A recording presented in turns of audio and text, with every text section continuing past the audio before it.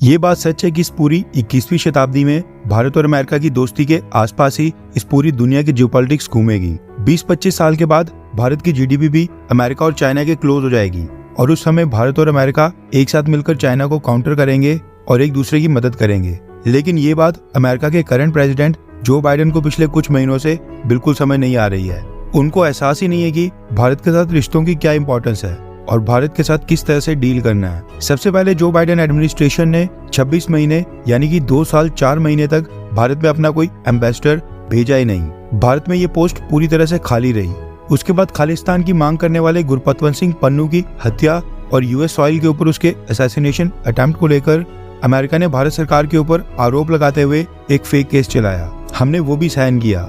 उसके बाद Joe Biden ने लास्ट मौके के ऊपर 26 जनवरी के दिन चीफ गेस्ट के तौर पर आने से इनकार कर दिया।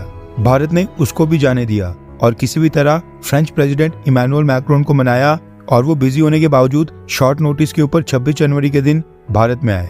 ये भी चलो हमने सहन किया। लेकिन अब खबर निकल कर आ रही है कि भारत के ऊपर प्रेशर बनाने के लिए जो बाइडेन एडमिनिस्ट्रेशन अब 2 हथियारों की डील का भी इस्तेमाल कर रहा है। पिछले कुछ सालों से भारत और अमेरिका के बीच एक डील को लेकर नेगोशिएशंस और काफी माथापच्ची चल रही है और वो है MQ-9B प्रीडेटर ड्रोन्स। ये ड्रोन्स बहुत ही लीथल ड्रोन्स हैं और अमेरिका ने इनका यूज अफगानिस्तान से लेकर सीरिया, इराक, दुनिया में कई सारी बैटलफील्ड्स में किया है। भारत अमेरिका से 31 के करीब MQ-9B प्रीडेटर ड्रोन्स परचेज करना चाहता है, जिनकी कीमत लगभग $3 बिलियन यानी 24,000 करोड़ रुपए के आसपास होगी।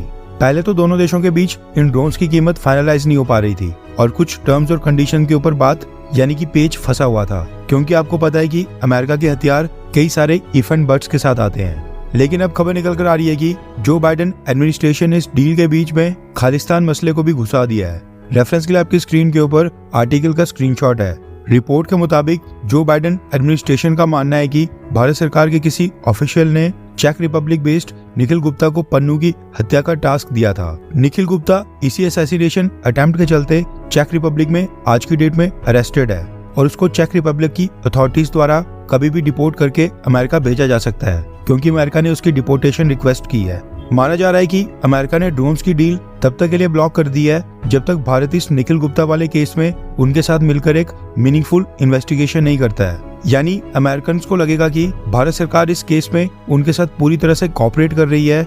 जो सबूत या इन्वेस्टिगेशन में जो डिटेल्स या जो इन्फॉर्मेशन उनको चाहिए वो भारत की तरफ से प्रोवाइड की जा रही है। उसके बाद ये डील यूएस कांग्रेस से अप्रूव होगी। रिपोर्ट के मुताबिक भारत को ड्रोन सेल का प्रपोजल यूएस कांग्रेस में फंसा है, क्योंकि वहां पर रिप्रेजेंटेटिव्स इस बात से नाराज हैं कि भारत की सरकार यूएस सॉइल के ऊपर यानी कि अमेरिका की धरती के ऊपर ही पन्नू की हत्या करवाने की कोशिश कर रही है। और न सिर्फ ड्रोन्स की डील बल्कि भारत ने अमेरिका को 6 long range maritime petrol aircraft Poseidon P-8I भी परचेज करने का एक प्रपोजल दिया था। वो भी यूएस कांग्रेस में आज की डेट में ब्लॉक्ड है और वो डील भी इस खालिस्तान मसले के कारण ही आगे नहीं बढ़ पा रही है। अमेरिकन एजेंसीज इस केस को लेकर पहले भी भारत के ऊपर आरोप लगा चुकी हैं कि चेक रिपब्लिक में बैठे निखिल गुप्ता को ये टास्क भारत सरकार के किसी ऑफिशियल ने दिया था, जिसके बाद निखिल गुप्ता ने पन्नू की हत्या के लिए अमेरिका में एक हिटमैन को भी हायर किया था, जो कि असल में FBI द्वारा प्लांटेड एक एजेंट निकला। वैसे देखा जाए तो इन्वेस्टिगेशन में पहले ही भारत की सरकार अमेरिका का पूरा साथ दे रही है, लेकिन ये हथियारों की डील को ब्लॉक करना ये तो सरासर ब्लैकमेलिंग है। इसलिए ये कहा जाता है कि अमेरिका के ऊपर कभी भी विश्वास नहीं करना चाहिए।